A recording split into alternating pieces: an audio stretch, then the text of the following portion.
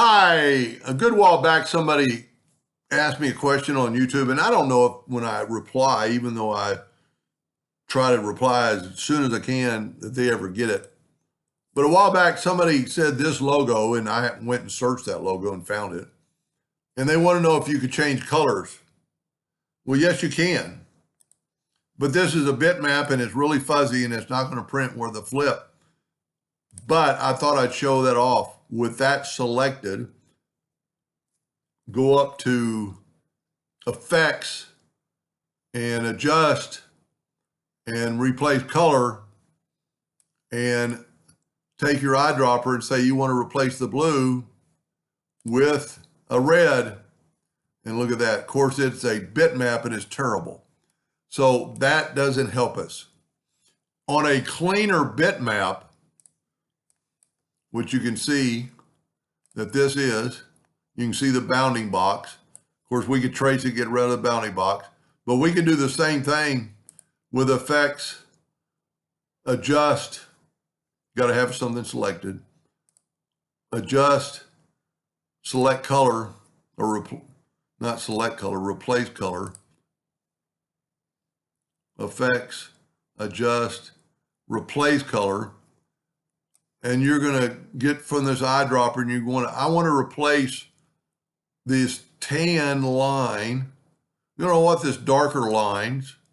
Well, I already had it set on red, so that doesn't work. Well, you saw how it worked. But if we go here, and now I made the dog a little darker. So it's a pretty cool effect. When the, trying to get out of that. Guess I got to hit OK. When your bitmap is clear, that's pretty close. Let me do it again. And then I'm just going to do part of the logo and do part of the logo later. Adjust, replace color. And see, we're already set on red. I don't know how you can get you know what? Maybe I'm going to go to new, and I want to take that color, and then I'm going to go to the old, and I'm going to get this lighter color. And look, well, it actually changed the darker color, but that works. So to do this logo, and I've already done it, and I'd be really surprised if anybody could tell me the difference. So what we're going to do, I'm going to do the letters first, and then we're going to do the triangle later. And you can see whenever you can move stuff and you see a grayed out box. Now it's pretty little, so I'm just going to trace it. Outline, trace, clip art. Corel does not trace fonts very well, but, just in case this wasn't a font, it could be a curve, and I don't know what's taking so long. Let me cancel that. Let me make this smaller, kind of test my theory of trace this bitmap, outline, trace, clip art. Oh, my detail set on 0 somehow. And it's stuck on 10. Estimated time.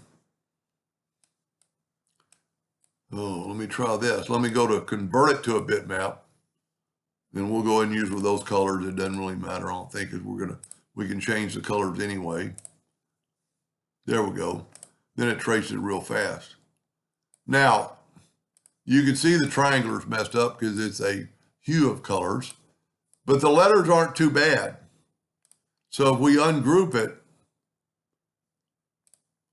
and get rid of this little blue and get rid of this blue and get rid of this blue, and what I'm going to do is I'm going to make a copy of that G for the color only. And then I'm going to go here and I'm going to go left click, right click. And, if we had the other logo right on top of it, you could see that this part of the G is kind of like a straight line where this one's not. Just take your nodes and just go right here, kind of get even and, put it back to kind of square. There's actually not a node there. That's one of the problems. So let's hang a node right there by just taking the shape tool and double clicking. Now let's take both these and right click to align. We can't really do this to a line because it'll mess it up. Pretty sure. No, it worked. So just deselect it. And that's kind of more of the look. Now here, these aren't even. So there's two things you can do. Bring in an indexing line and just move this up. Or in just a second, we're going to arrange, line. So let's take all four of these and go right here to align and distribute horizontally. Look at that. Let's go right here, align and distribute vertically. Look at that. Now you're going to want to make sure it's perfect, like these aren't perfect. So let's do this. And and I'm going to show you a quick little trick in just a second. See, it made it kind of all thick.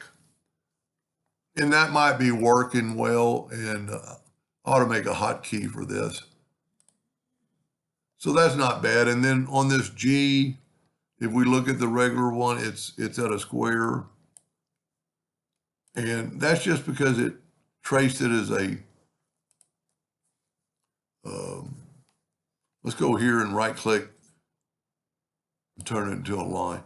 Now, the only thing wrong with that, we have to right click and turn this into, well, that's already a line. Let's go now and return it into a curve. And we could probably grab it right in the middle.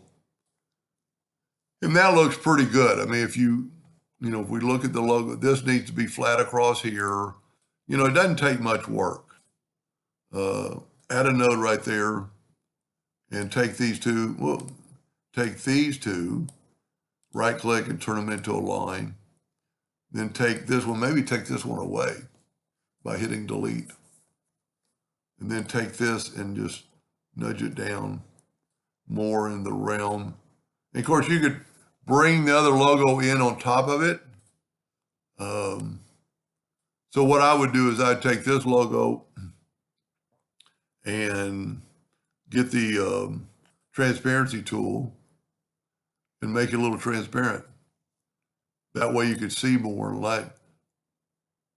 And I still need that E for just a second and a second. And you can see your faults now. We're a little bit thick. So what I can do, let's set our nudge factor on something pretty little. Well, 0.01 might be it. Grab it with your shape tool, grab all four of these nodes and just nudge it over. Maybe even one more. Everything else is pretty good. I'm a little bit off of my G, but things like that can be moved. Of course, you'd want to align that. So I'm going to call that good enough. Now, I got to set my nudge factor back to like 2 inches. And, whoop. I don't know what I did with my T. Wow, it's way over there. Okay, I'm going to set my nudge factor on 1/2 inch because I made it so small.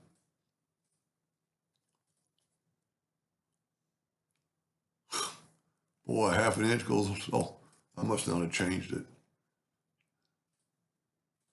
And if you remember, we kept this E for a reason. We're going to use the color. So get the Smart Fill tool, go right here and get your eyedropper, take a sample, and let's take it and then take away the outline. It always looks better. So that's pretty good. Now, I don't like my videos going too long. This is a really easy logo to trace. And stay tuned for part 2. Hope that helped. Thank you for watching.